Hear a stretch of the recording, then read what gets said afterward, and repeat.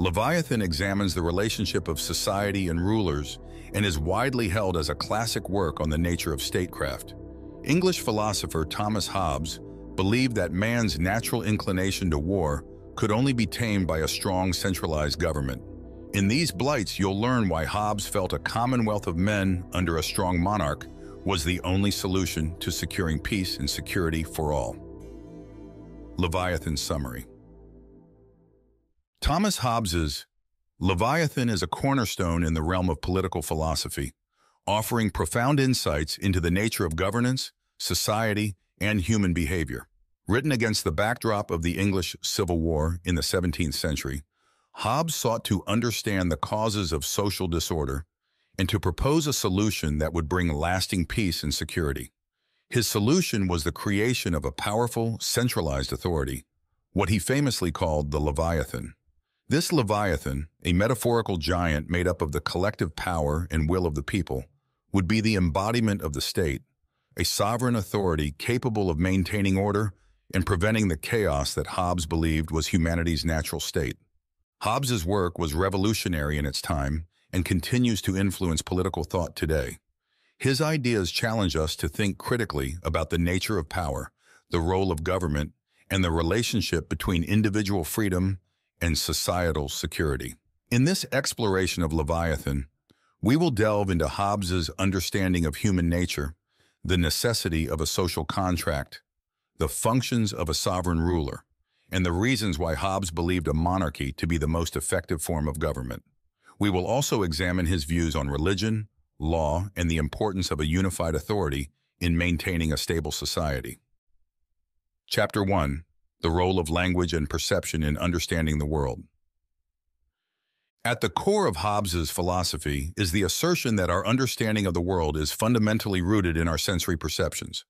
According to Hobbes, everything we know about our environment comes through the information our senses provide, what we see, hear, touch, taste, and smell. This sensory information is then processed and articulated through language, which allows us to describe, categorize, and make sense of our experiences. Hobbes emphasizes that language is not just a tool for communication, but also the foundation of human reasoning. It is through language that we can assign names to objects, actions, and concepts, enabling us to think about them in a structured way. For example, when we feel the warmth of the sun on our skin, we can describe this sensation using words. This ability to describe and communicate our sensory experiences is what allows us to share knowledge and build a common understanding of the world. However, Hobbes also warns that language must be used carefully and logically. The accurate assignment of words to the things we perceive is crucial because it forms the basis of our reasoning processes. If our language is imprecise or illogical, our understanding of the world becomes muddled, leading to confusion and error. Moreover, Hobbes argues that the sequencing of words is essential for creating patterns of reasoning that help us understand cause and effect. For instance, if you know that dropping an egg on the floor will cause it to break, you can predict that any egg dropped from a height will meet the same fate. This understanding of cause and effect is fundamental to our ability to navigate the world, make decisions, and anticipate the consequences of our actions. In essence, language and reason are the tools that allow us to comprehend our environment, understand the relationships between different phenomena, and take actions that align with our goals. Without these tools, we would be unable to make sense of the world or function effectively within it. Chapter 2. The pursuit of power and the ever-present threat of conflict. Hobbes believed that the natural state of humanity is one of constant desire and competition. In his view, every human action is driven by a fundamental desire for power, which he defined as the ability to obtain what one wants. This desire for power is not inherently negative. It is simply a reflection of our instinctual drive to survive and thrive in a world of limited resources.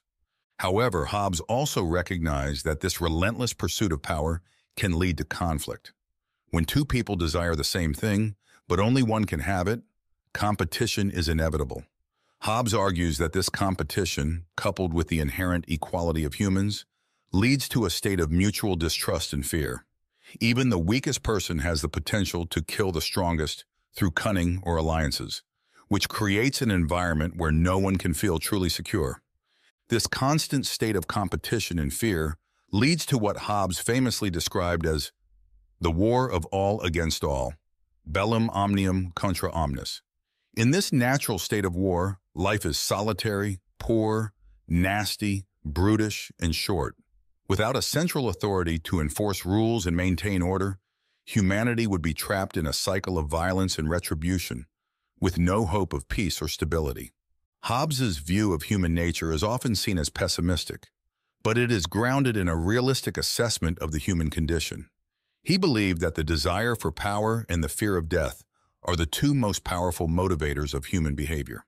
These motivations drive individuals to seek security and to protect themselves from the threats posed by others. In a world without a central authority, these motivations would lead to a state of perpetual conflict, as each person seeks to gain power over others to secure their own survival. Hobbes also argued that this natural state of war is not limited to individuals, but can also occur between groups, communities, and nations. Just as individuals compete for resources and power, so too do larger social groups. This competition can lead to wars, conflicts, and power struggles on a larger scale, further contributing to the instability and insecurity of human society. Chapter 3. The Social Contract as the Foundation of Civil Society. Recognizing the dangers of the natural state, Hobbes proposed the idea of a social contract as the solution to the problem of perpetual conflict.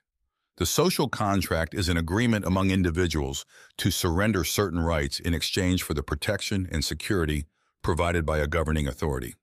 By agreeing to this contract, individuals consent to limit their own freedoms, particularly the freedom to harm others, to create a more stable and peaceful society. The social contract is based on the principle of mutual sacrifice. Each person gives up their right to act violently against others in exchange for the assurance that others will do the same. This mutual relinquishment of rights is what Hobbes considers the foundation of justice. Justice in this context is the adherence to the terms of the social contract, which ensures that individuals can live free from fear and pursue their goals in a stable and predictable environment. However, Hobbes also acknowledges that the success of the social contract depends on trust. If individuals believe that others will not honor the contract, they are likely to break it themselves, leading to a breakdown of order and a return to the state of war. Therefore, it is crucial that the social contract is enforced consistently and fairly to maintain trust and stability within society.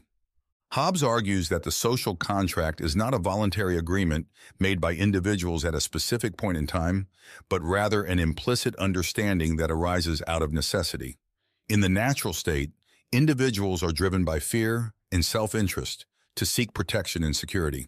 The social contract is the means by which they achieve these goals. By agreeing to the social contract, individuals give up certain freedoms in exchange for the benefits of living in a civil society. Importantly, Hobbes believed that the social contract is a rational choice. Given the alternative of living in a state of constant fear and insecurity, the benefits of living under a central authority that can enforce peace and order are clear.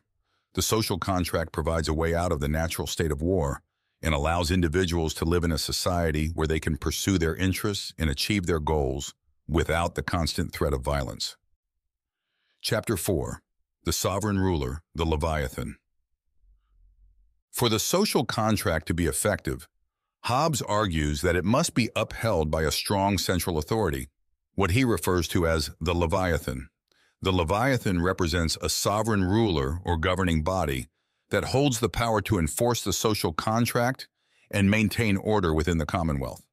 Hobbes envisions the Leviathan as a collective entity composed of all the individuals within the society.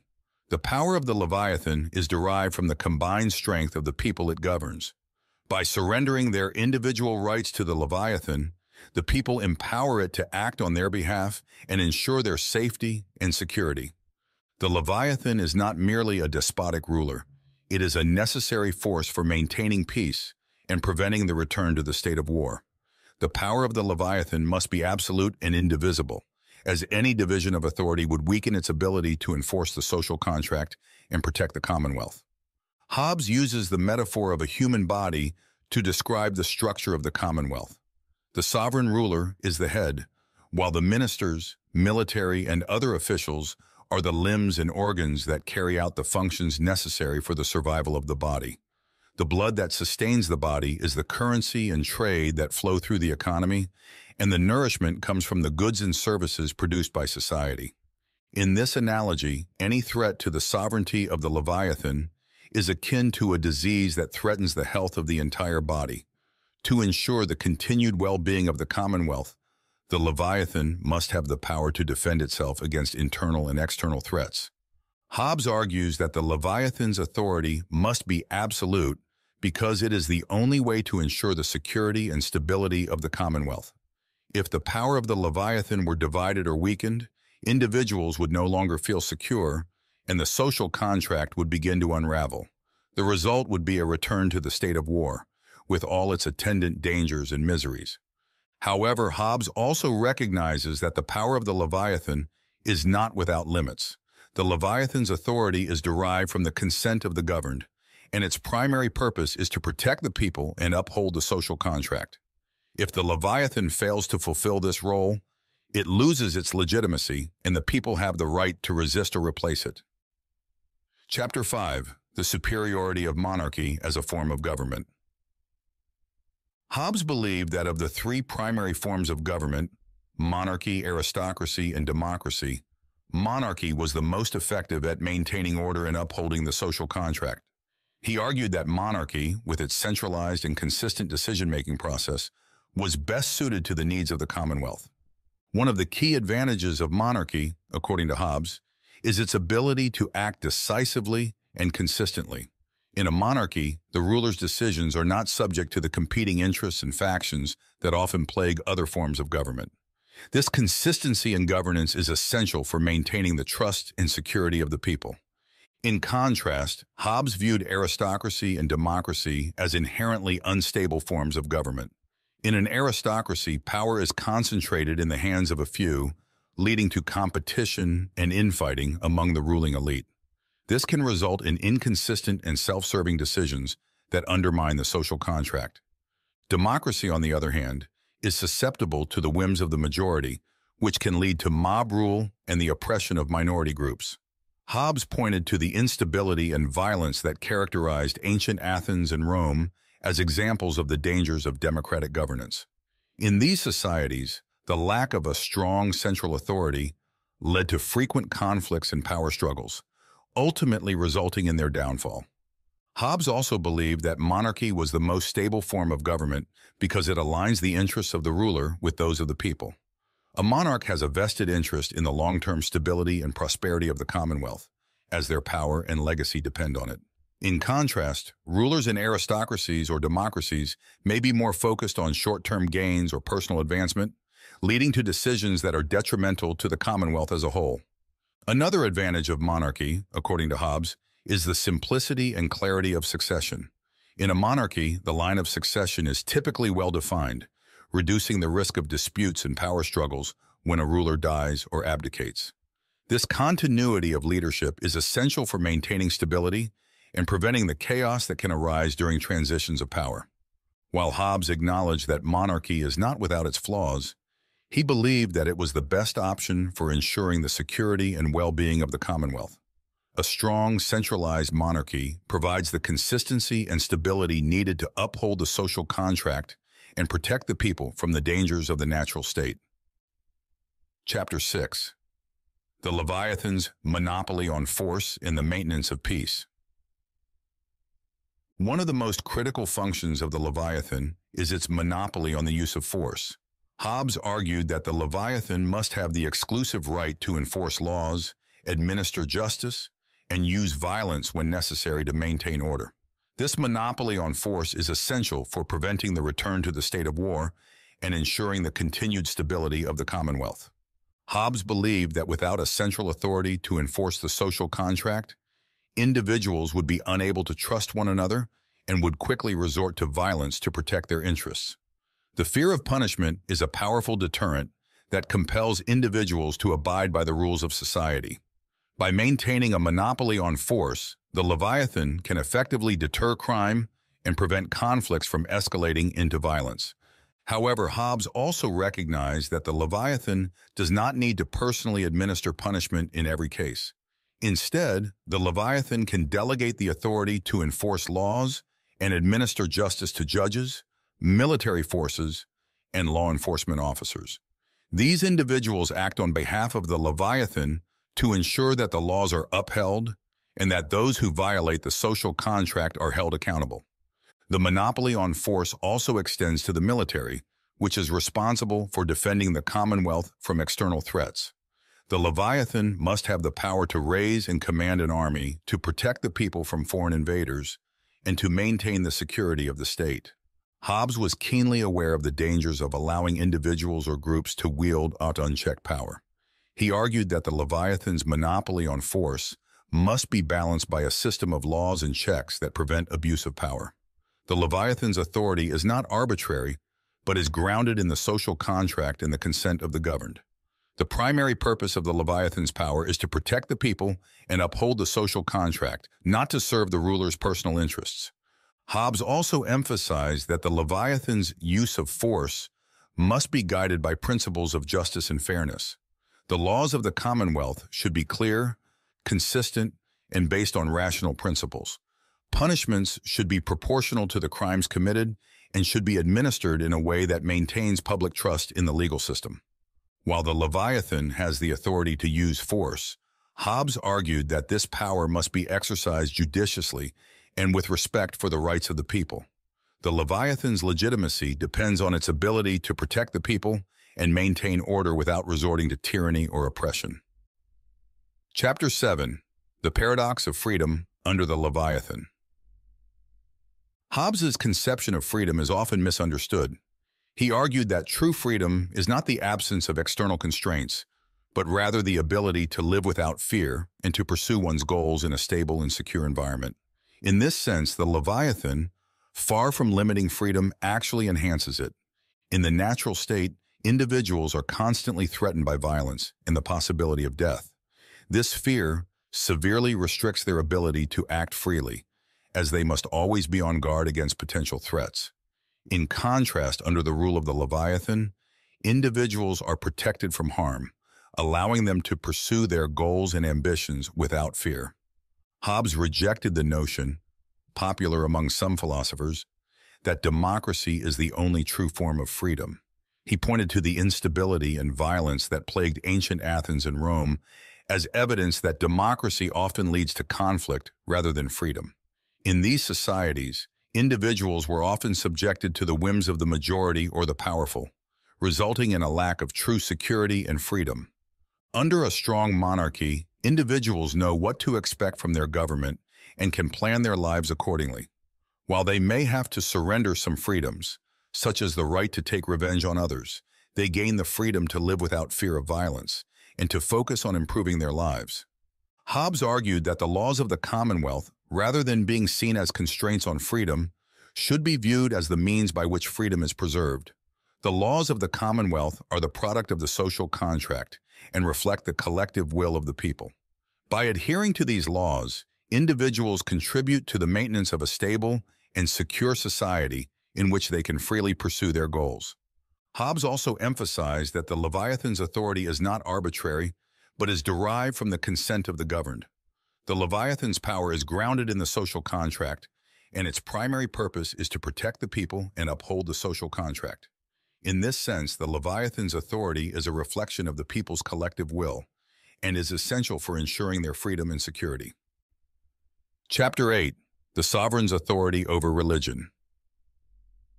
Hobbes argued that for a commonwealth to remain stable, the sovereign must have authority over all aspects of society, including religion. He believed that allowing religious institutions to operate independently of the sovereign would create conflicting sources of authority, leading to division and potentially civil war. Hobbes was particularly concerned with the power of the church, which in his time wielded significant influence over people's lives. He argued that religious authorities should not have the power to challenge the sovereign's authority or to impose their own laws on society. Instead, religious matters should be subordinate to the civil authority of the Leviathan. Hobbes's views on religion were controversial. particularly his assertion that God does not intervene in the natural world. He believed that all knowledge should be based on what can be perceived through the senses, and that incorporeal beings, such as spirits or angels, do not exist in the physical world. This led him to reject the idea that religious beliefs should dictate the laws of the commonwealth.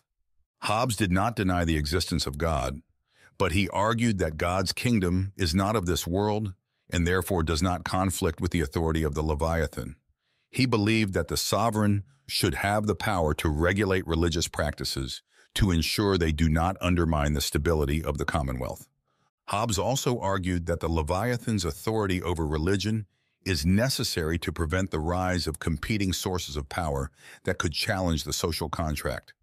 By maintaining control over religious institutions, the Leviathan can ensure that the laws of the commonwealth are consistent and that individuals are not subjected to conflicting demands from different authorities. Hobbes's views on religion reflect his broader concern with the need for a unified and consistent authority to maintain order in society. He believed that the division of power between the state and religious institutions would lead to confusion, conflict, and the eventual breakdown of the social contract. Chapter 9. The Basis of Law and the Rejection of Religious Authority.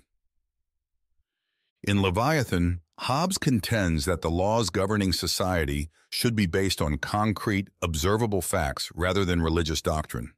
He believed that the influence of religion on law was based on superstition and unprovable beliefs, which could lead to irrational and unjust laws. Hobbes argued that civil law should be grounded in the physical reality that we can perceive through our senses. This empirical approach to law is rooted in the belief that only what can be observed and measured should inform the governance of society.